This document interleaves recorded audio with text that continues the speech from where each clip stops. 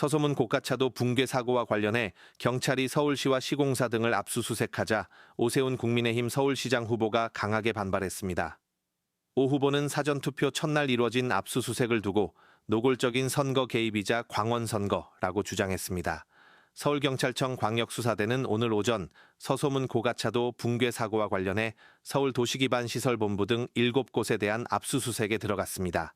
사고 원인과 공사 과정의 안전관리 책임, 발주처와 시공사 간 관리 감독이 제대로 이루어졌는지 등을 확인하기 위한 수사로 풀이됩니다. 이에 대해 오세훈 국민의힘 서울시장 후보는 긴급 기자회견을 열고 사전투표 첫날 이재명 정권이 유권자들에게 가장 먼저 보인 행태가 서울시 압수수색이라며 강하게 비판했습니다. 오 후보는 투표를 하루 앞두고 대통령이 사실상 하명 수사 지시를 내렸고 날이 밝자마자 수사기관이 서울시청을 들이닥쳤다며 권력을 앞세운 노골적인 선거 개입이자 명백한 선거 공작이라고 주장했습니다. 또 선거가 초박빙 접전으로 전개되자 대통령이 선거판을 흔들려 한다며 유권자 표심마저 압수할 수는 없을 것이라고 말했습니다. 앞서 이재명 대통령은 서소문 고가차도 사고와 GTX-A 삼성역 철근 누락 문제를 언급하며 관계기관의 신속한 진상규명과 지위고하를 막론한 엄정한 책임을 주문했습니다. 오 후보는 이 같은 발언이 자신을 겨냥한 수사 지시라고 주장했지만 수사기관은 사고 원인 규명과 책임 소재 확인 차원의 절차라는 입장입니다.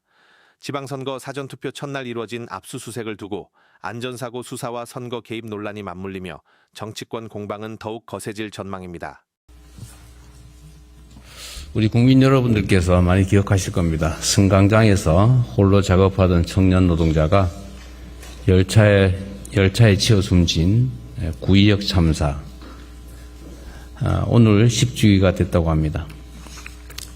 그날 이후에도 수많은 노동자들이 가장 안전해야 될 일터에서 목숨을 잃는 가슴 아픈 일들이 반복되고 있습니다.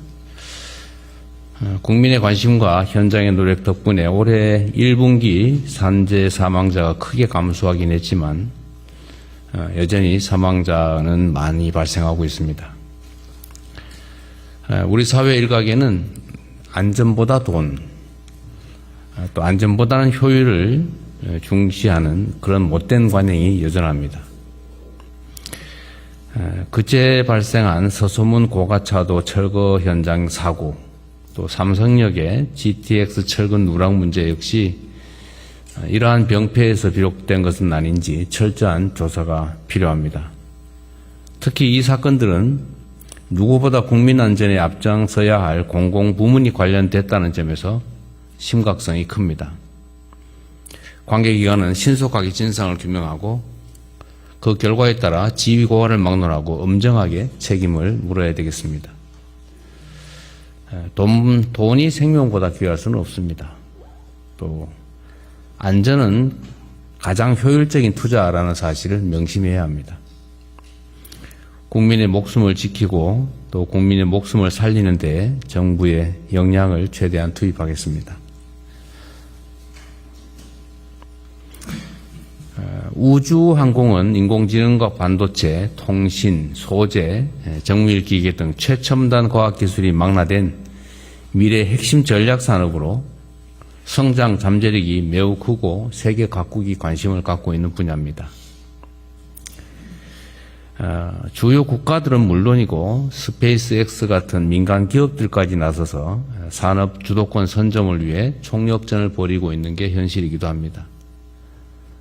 우리도 지난 11월에 민관이 함께 준비한 한국형 발사체 누리호 4호 발사에 성공하는 등 늦은 출발에도 불구하고 상당한 성과를 거두고 있습니다.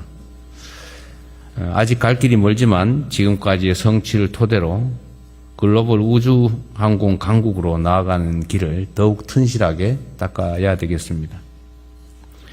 이를 위해서 과감한 연구개발 투자로 발사체와 위성, 지상 장비 등 관련 분야 전반에서 세계 최고 수준의 기술력을 조속히 갖춰야 되겠습니다. 우주항공의 또 다른 주역은 민간과 지방입니다.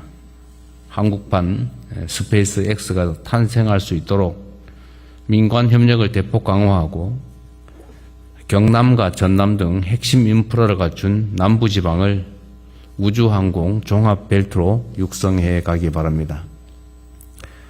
아울러 KF-21 개발 과정에서 획득한 기술을 바탕으로 민군 겸용 첨단 엔진 개발을 가속해서 민수용 항공기 개발도 추진하면 좋겠습니다. 우주항공이 우리 경제와 안보의 새 발판이 되도록 적극적으로 지원하겠습니다. 우리 경제가 수출을 중심으로 강한 성장세를 보이고 있지만 골목 상권에는 아직 그 온기가 충분히 전해지지 못하고 있습니다. 민생을 실질적으로 개선하려면 국민 내 일상과 관련된 전통시장 활성화가 매우 중요합니다. 제가 최근에 행사 끝나고 주로 식사를 시장에서 하는데 왜 시장에서 밥 먹으러 갔냐 뭐 이렇게 주장하는 사람도 있긴 합니다만 원래 저는 시장에서 밥 먹는 걸 좋아하니까 좀 이해하기 바랍니다. 시장에 가면 여러 사람들 얘기를 듣는데 역시 전통시장에 많은 서민들이 또 생계 근거를 꾸리고 있고 또 서민들도 그에 많이 의존합니다. 그런데 전통시장들 상황이 생각보다 개선도 안 되고 계속 악화되고 있는 것 같습니다. 몇 가지 들었던 이야기들이 있어서 그 말씀을 좀 드리려고 합니다. 주로는 아케이드나 간판 같은 이런 시설 개선들을 많이 요구합니다. 또 안전시설에 대한 요구도 많습니다. 몇 군데 가보면 시설이 너무 노후화되어 있어요. 노후시설 정비 수요도 많습니다. 전통시장 현대화도 서둘러야 되겠고 그 과정에서 비용이 필요한데 그 비용의 일부를 책임 부담을 위해서 민간 분야, 상인들 또는 상인회가 부담하게 하는 관행이 있습니다. 뭐 완전히 없애는 건 어렵더라도 그 부담 때문에 필요한 최소한의 시설 개선도 못하는 상황인 것 같습니다. 좀 챙겨서 정부 부담을 좀 더 늘리고 또 민간 부담을 좀 줄여서 그 부담금 때문에 할 수 있는데도 하지 못하는 일이 생기지 않도록 잘 챙겨주기 바랍니다. 우리 정책실장도 잘 들었죠 그때? 네, 뭐 가는 데마다 듣는 얘기라서 신속하게 좀 제도 개선을 했으면 좋겠습니다. 예, 검토하고 있습니다. 전국의 전통시장을 하나로 연결하는 온라인 유통 플랫폼도 좀 활성화하면 좋겠어요. 이게 요즘은 직접 찾아오는 손님만 있는 게 아니고 요즘은 온라인 거래도 많은데 전통시장들은 거기서 밀리다 보니까 아마 매출처가 다양화되지 못하고 좀 어려움을 겪는 것 같습니다. 뭐 전국의 전통시장들을 다 하나로 묶어서 플랫폼을 만들어 보는 것도 또 활성화해 보는 것도 방법이 아닐까 싶습니다. 하나의 방법이니까 꼭 이렇게 하라는 건 아니에요. 하여튼 온갖 수단을 다 동원해서 좀 유통이 활발해질 수 있도록 방안을 찾아주기 바랍니다. 전통시장이 살아야 또 골목과 지방이 살아야 나라가 삽니다.